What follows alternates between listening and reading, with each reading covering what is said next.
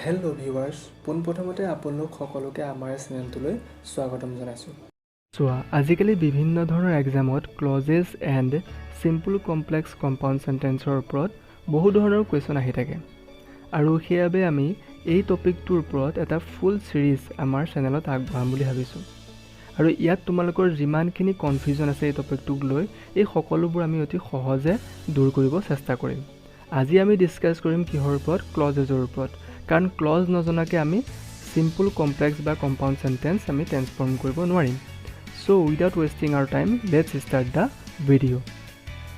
এতিয়া ক্লজ মানে কি? ইয়াক অসমীয়াত কি বুলি কয় যে খণ্ড বাক্য। এতিয়া খণ্ড মানে কি? খণ্ড মানে কি আমি অসমীয়াত কি বুজো যে পাৰ্ট বা অংশ। তাৰ মানে আমি ক'ব পাৰোঁ যে বাক্যৰ এটা অংশ বা পাৰ্টক আমি কি বুলি কওঁ? ক্লজ বুলি কওঁ। এইটো হৈছে তাৰ আমি অৰ্থটোৰ পৰা এটা জেনেৰেল আমি ধাৰণা ল'ব পাৰোঁ। যদি গ্ৰামেটিকেলি ক'বলৈ যাওঁ তেতিয়াহ'লে কি হয় যে ক্লজ হ'বলৈ হ'লে আমাৰ তিনিটা কণ্ডিশ্যন ফুলফিল কৰিব লাগিব। প্ৰথমটো হৈছে কি ই গ্ৰুপ অফ ৱৰ্ডছ হ'ব লাগিব, মানে শব্দৰ এটা গোট হ'ব লাগিব। ছেকেণ্ডটো হৈছে কি must have subject and verb, ইয়াৰ এটা ছাবজেক্ট আৰু এটা ভাৰ্ব থাকিবই লাগিব। থাৰ্ডটো হৈছে কি ইট শ্বুড বি মিনিংফুল, ই কি হ'ব লাগিব? মিনিংফুল হ'ব লাগিব, ইয়াৰ অৰ্থ কিবা এটা থাকিব লাগিব। অৰ্থবিহীন হ'লে সেইটো ক্লজ নহ'ব। ঠিক আছে, এতিয়া আমি কেইটামান এক্সাম্পল লৈ লওঁ, তেতিয়াহ'লে আমাৰ কনচেপ্টটো ক্লিয়াৰ হৈ যাব। ফৰ এক্সাম্পল আমি লৈছোঁ কি যে হি ইজ এ বয়। এতিয়া এইটো ক্লজ হয়নে নহয়? যদি কোনোবাই আমাক সোধে যে এইটো ক্লজ হয়নে নহয়, তেতিয়াহ'লে আমি কি চাম যে আমি তিনিটা কণ্ডিশ্যন চাম যে ইয়াত গ্ৰুপ অফ ৱৰ্ডছ আছে নাই। ছেকেণ্ডটো হৈছে কি must have subject and verb, ইয়াত ছাবজেক্ট আৰু ভাৰ্ব আছে নাই। থাৰ্ডটো হৈছে কি যে মিনিংফুল, ই অৰ্থ বুজাই আছে নাই কিবা এটা। তেতিয়াহ'লে ফাৰ্ষ্ট আমি চাওঁ যে ই গ্ৰুপ অফ ৱৰ্ডছ আছে নাই। হিটো হৈছে এটা ৱৰ্ড, ইজটো হৈছে এটা ৱৰ্ড আৰু বয়টো হৈছে এটা ৱৰ্ড, গতিকে কি হ'ব যে এইটো গ্ৰুপ অফ ৱৰ্ডছ হৈ আছে।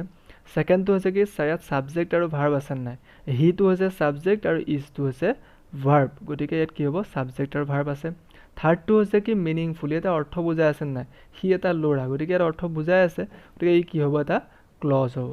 ঠিক আছে, এতিয়া এই যিটো ক্লজটোৰ আমি কনচেপ্টটো ভালদৰে বুজি পাইছোঁ।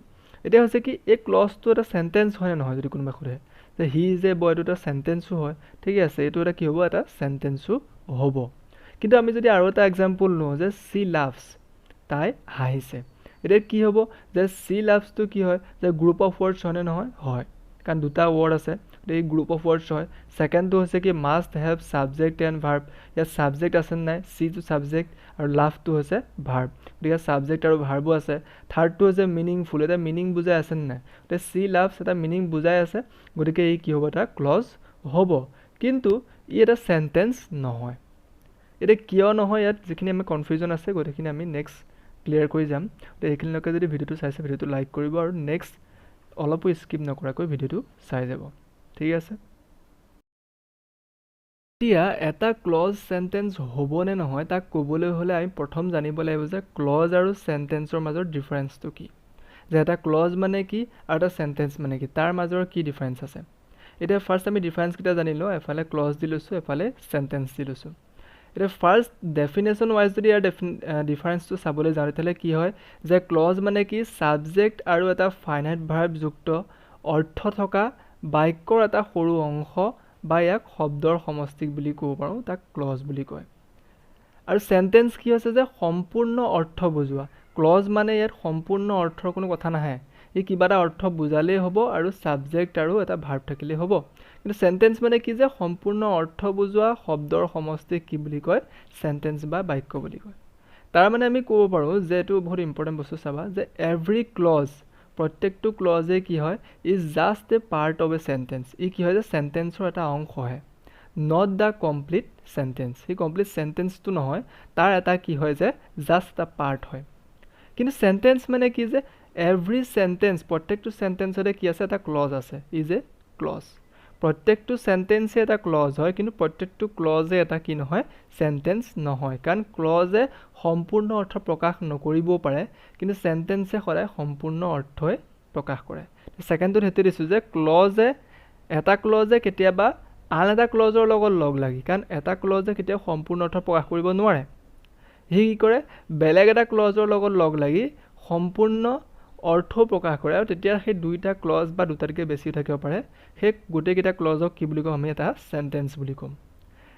আৰু সেন্টেন্সে কি কৰে যে সদায় সম্পূৰ্ণ অৰ্থ প্ৰকাশ কৰে এইখিনিতে এটা মই সকলোকে ৰিকুৱেষ্ট কৰিম যে যিখিনি 5ৰ পৰা 6 এনেকুৱা লোৱাৰ প্ৰাইমেৰী যিখিনি ল'ৰা ছোৱালী আছে তাত ক্লজৰ কনচেপ্টটো আনিব দৰকাৰ নাই যিখিনি 7ৰ পৰা আপাৰ লেভেলৰ সেইখিনিতহে আমি ক্লজ আৰু সেন্টেন্সৰ মাজৰ ডিফাৰেন্সটো তাৰ কনচেপ্টটো আমাক দৰকাৰ হ'ব তাৰ আগৰখিনিলৈকে আমি সেন্টেন্সৰ কনচেপ্টটো জানিলেই হ'ব ক্লজৰ কনচেপ্টটো আমি 7ৰ পৰা আপাৰলৈ জানিলে ভাল হয় ঠিক আছে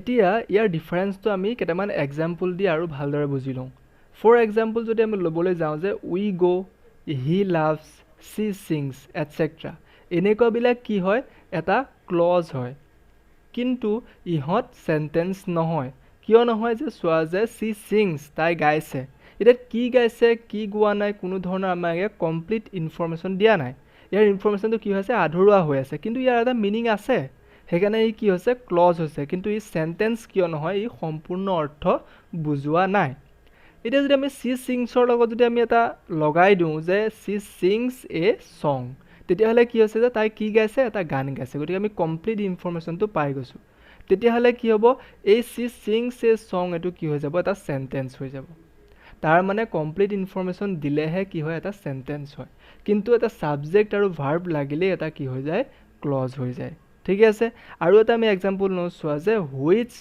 ৱাজ মেড অফ চিলভাৰ যিটো কিহেৰে তৈয়াৰী আছিল যে চিলভাৰৰ তৈয়াৰী আছিল মানে ৰূপেৰে তৈয়াৰ হৈছিল এতিয়াতো কি তৈয়াৰ হৈছিল কি নহৈছিল আমাক কোনো ইনফৰমেশ্যন দিয়া নাই গতিকে ইয়াৰ যেতিয়া সম্পূৰ্ণ অৰ্থ প্ৰকাশ পোৱা নাই গতিকে ই কি নহয় যে এটা সেন্টেন্স নহয় এতিয়া ই ক্লজ হ'ব পাৰে নোৱাৰে সেইটো আমি চাওঁ এতিয়া ইয়াত চোৱা WH থকা আমি সেন্টেন্সবিলাকত আমি আগতে কৈছোঁ যে WH ৱৰ্ডবিলাক কি হয় এজ এ ছাবজেক্ট কেতিয়া ব্যৱহাৰ হয় ইয়াত কি হৈছে হুইচটো এজ এ ছাবজেক্ট ব্যৱহাৰ হৈছে আৰু ৱাজটো এজ এ ভাৰ্ব ব্যৱহাৰ হৈ আছে গতিকে এটা ছাবজেক্টটো পালোঁ আমি এটা ৱাজটো ভাৰ্বো পাইছোঁ গতিকে ই কি হ'ব ক্লজ হ'ব কিন্তু ই কি নহয় এটা সেন্টেন্স নহয় এতিয়া এই ক্লজটোৰ লগত যদি আমি আৰু এটা ক্লজ লগাই দিওঁ suppose he gave me a chain এতিয়া সি মোক কি দিছিলে এডাল চেইন দিছিলে নেক্সট কি আছে which was made of gold যিডাল কিহেৰে তৈয়াৰী আছিলে ৰূপেৰে তৈয়াৰী আছিলে এতিয়া এই গোটেই দুইটা ক্লজ মিলি পেলাই